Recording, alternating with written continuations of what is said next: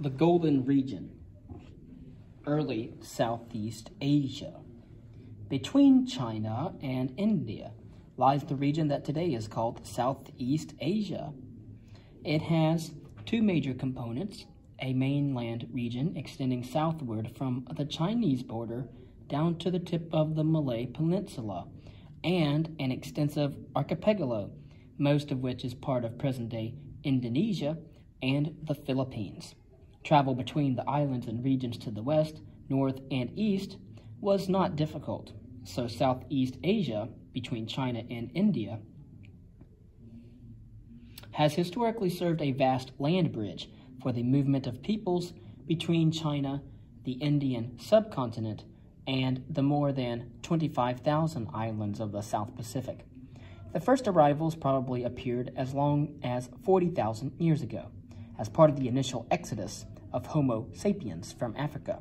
The final destination for some of these peoples was Australia, where their descendants, known today as the Aborigines, still live. They've been doing the same thing for tens of thousands of years.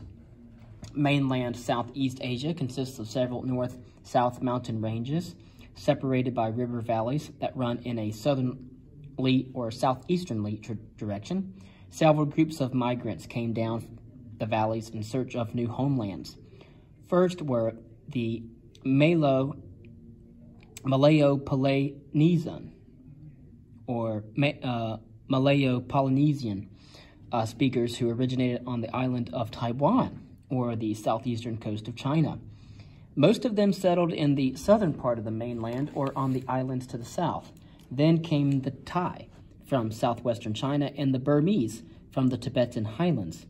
Once in Southeast Asia, most of these migrants settled in the fertile deltas of the rivers, the Irrawaddy and the Salween in Burma, the Chao Phraya in Thailand and the Red River, and the Mekong in Vietnam, or in the lowland areas on the islands to the south. Although the river valleys facilitated north-south travel on the Southeast Asian mainland, movement between east and west was relatively difficult. The mountains are densely forested and infested with malaria-carrying mosquitoes. Consequently, the lowland peoples in the river valleys were often isolated from each other and had only a limited contact with the upland peoples in the mountains. These geographic barriers may help explain why Southeast Asia is one of the few regions in the world and in Asia that was never unified under a single government. Given that Southeast Asia's location between China and India, it is not surprising that both civilizations influenced developments in the region. In 111 BCE, Vietnam was conquered by the Han Dynasty of China and remained under Chinese control for more than a millennium. As will be discussed later, the Indian states never exerted much political control over Southeast Asia, but their influence was pervasive nevertheless. The first contacts had taken place by the 4th century BCE, when Indian merchants began sailing to Southeast Asia. They were soon followed by Buddhist and Hindu missionaries. Indian influence can be seen in many aspects of Southeast Asian culture, from political institutions to religion, architecture, language, and literature. Spices, the states of Southeast Asia. The traditional states of Southeast Asia can generally be divided between agricultural societies and trading societies. The distinction between farming and trade was a product of the environment. The agricultural societies, notably Vietnam, Angkor, in what is now Cambodia, and the Burmese state of Phugan, were situated in fertile river deltas that were conducive to the development of a wet rice economy. As in India and China, the cultivation of wet rice led to an expanding population and eventually to the formation of states. Although all produced some goods for regional markets, none was tempted to turn to commerce as a prime source of national income. In fact, none was situated astride the main trade routes that crisscrossed the region. And so, we see the major states that arose in Southeast Asia after the year 1000 CE. Some, such as Angkor and Dai Viet, were predominantly agricultural. Others, such as Srivijaya and Chempa, were commercial. One exception to this general rule was the kingdom of Funan, which arose in the fertile valley of the lower Mekong River in the 2nd century CE. At that time, much of the regional trade between India and the South China Sea moved across the narrow neck of the Malay Peninsula. With access to copper, tin, and iron, as well as a variety of tropical agricultural products, Funan played an active role in this process, and Ok Eo on the Gulf of Thailand became one of the primary commercial ports in the entire region. Funan declined in the 5th century when trade began to pass through the Strait of Malacca and was eventually replaced by the agricultural state of Chinle, and then 300 years after that by the Great Kingdom of Angkor. And so you have the significance of rice in Southeast Asia, and that is reflected in the fact that all cultures in the region have traditionally venerated its sacred nature by creating elaborate rituals to the rice goddess. In Indonesia, the worship of Dewi Sri has long been essential to assure a good harvest. Angkor was the most powerful state to emerge in mainland Southeast Asia before the 16th century.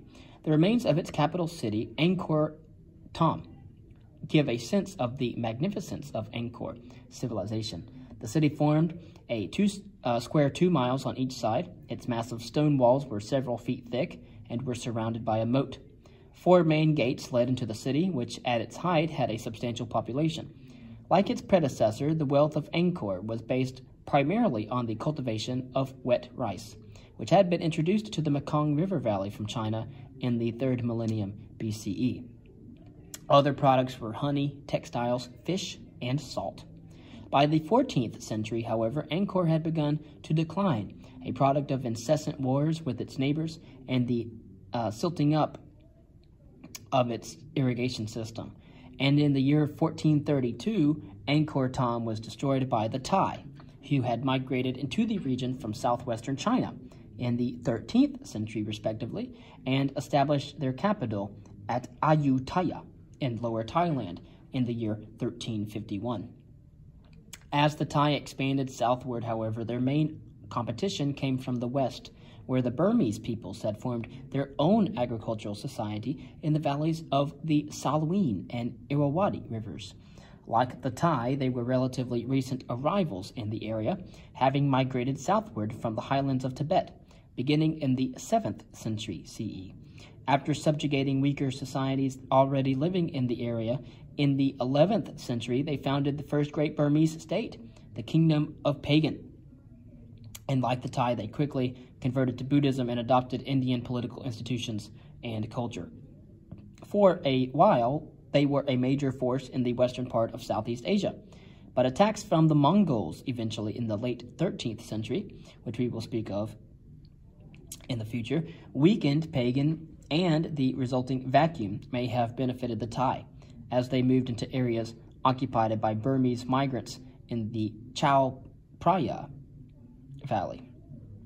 Concerning the Malay Peninsula and the Indonesian archipelago, a different pattern emerged. For centuries, this area had been linked to regional trade networks, and much of its wealth had come from the export of tropical products to China, India, and the Middle East.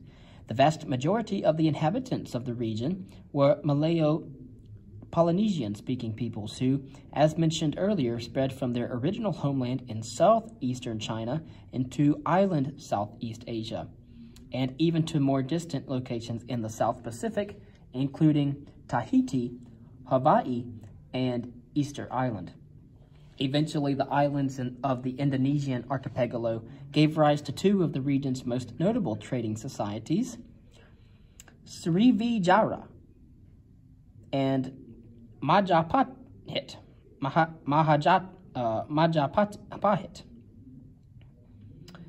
So one is Srivijaya and Majapahit.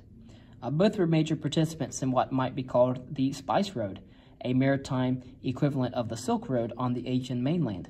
As the wealth of the Arab Empire in the Middle East and then of the Western Europe increased, so did the demand for the products of East Asia. Merchant fleets from India and the Arabian Peninsula sailed to the Indonesian islands to buy cloves, pepper, nutmeg, cinnamon, precious woods, and other exotic products coveted by the wealthy. In the 8th century, Srivijaya, which had been established along the eastern coast of Sumatra around the year 670, became a powerful commercial state that dominated the trade passing through the Strait of Malacca, at that time the most convenient route from East Asia into the Indian Ocean. The rulers of Srivijaya had helped bring the route to prominence by controlling the pirates who had previously plagued shipping in the strait. Another inducement was its capital at Palembang, a deep water port where sailors could wait out the monsoon season before making their return voyage.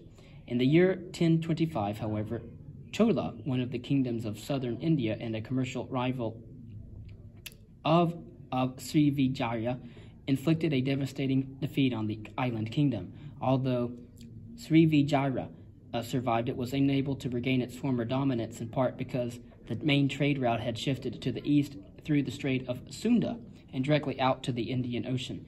In the late 13th century, this shift in trade patterns led to the founding of the new kingdom of Majapahit on the island of Java. In the mid-14th century, Majapahit succeeded in uniting most of the archipelago and perhaps even part of the Southeast Asian mainland under its rule. Indian influence was evident in all of these societies to various degrees.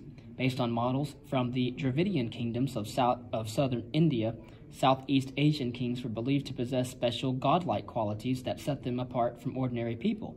In some societies, such as Angkor, the most prominent royal advisors constituted a Brahmin class on the Indian model.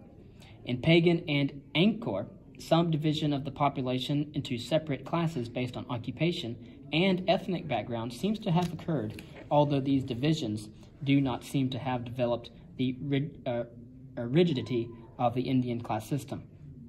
India also supplied Southeast Asians with a writing system as well. These societies of the region had no written scripts for their spoken languages before the arrival of the Indian merchants and missionaries. Indian phonetic symbols were borrowed and used in order to record the spoken language. Initially, Southeast Asian literature was written in the Indian Sanskrit, but eventually came to be written in the local languages. Southeast Asian authors borrowed popular Indian themes such as stories from the Buddhist scriptures and tales from the Ramayana. A popular form of entertainment among the common people, the Wayang Kulit, or shadow play, may have come originally from India or possibly that of China, but it became a distinctive art form in Java and other islands of the Indonesian archipelago. In a shadow play, flat leather puppets were manipulated behind an illuminated screen, while the narrator recited tales from the Indian classics. The plays were often accompanied by a gamelan, or gamelan, or an orchestra composed primarily of percussion instruments such as gongs and drums that apparently had their origination in Java. Because of the diversity of ethnic backgrounds, religions, and cultures, making generalizations about daily life in Southeast Asia during the early historical period is extremely difficult. Nevertheless, it appears that societies in the region did not always apply the social distinctions that prevailed in India. For example, although the local population, as elsewhere, was divided according to a variety of economic functions, the dividing lines between classes were not as rigid and imbued with religious significance as they were in the Indian subcontinent. Considering social structure, still traditional societies in Southeast Asia had some clearly hierarchical characteristics. At the top of the social ladder were the hereditary aristocrats, who monopolized both political power and economic wealth, as well as enjoying a borrowed aura of charisma by virtue of their proximity to the ruler. Most aristocrats lived in the major cities, which were the main source of power, wealth, and foreign influence. But beyond the major cities lived the mass of the population, composed of farmers, fishers, artisans, and merchants. In most Southeast Asian societies, the vast majority were probably rice farmers, living at a bare level of subsistence and paying heavy rents or taxes to a landlord or a local ruler. The average Southeast Asian peasant was not actively engaged in commerce, except as a consumer of various necessities. But accounts by foreign visitors indicate that the Malay world, some were involved in growing or mining products for export, such as tropical food products, precious woods, tin, and precious gems. Most of the regional trade was carried on by local merchants. who pursued the purchase of products from local growers and then transported them to the major port cities. During the early state-building era, roads were few and relatively primitive, so most of the trade was transported by small boats down rivers to major ports along the coast. There, the goods were loaded onto larger ships for delivery outside the region. Growers of export goods in areas near the coast were thus indirectly involved in the regional trade network, but they did receive few economic benefits from the relationship. And as we might expect from an area of such ethnic and cultural diversity, social structures differed significantly from country to country. In the Indianized states on the mainland, the tradition of a hereditary tribal aristocracy was probably accentuated by the Hindu practice of dividing the population into separate classes, called Varna, in imitation of the Indian model. In Angkor and Pagan, for example, the divisions were based on occupation or ethnic background. Some people were considered free subjects of the king, although they may have been legal restrictions against changing occupations. Others, however, may have been indentured to an employer. Each community was under a chieftain, who was in turn subordinated to a higher official responsible for passing on the tax revenues of each group to the central government. In the kingdoms of the Malay Peninsula and the Indonesian archipelago, social relations were generally less formal. Most of the people in the region, whether farmers, fishers, or artisans, lived in small kampangs, the Malay word for villages. So they lived in small villages in wooden houses built on stilts in order to avoid flooding during the monsoon season. Some of the farmers were probably sharecroppers who paid a part of their harvest to a landlord who was often a member of the aristocracy. But in other areas, the tradition of free farming was extremely strong. In some cases, some of the poorer land belonged to the village as a collective unit and was assigned for use by the neediest of families.